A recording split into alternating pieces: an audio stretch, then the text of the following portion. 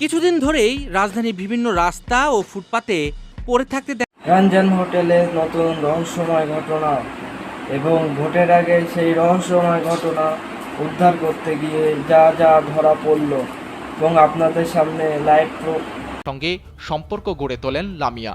এরপর অল্প কয়েকদিনের ব্যবধানেই কৌশলে তাদের সঙ্গে যৌন সম্পর্ক গড়ে তোলে সেগুলো ভিডিও করে রাখেন।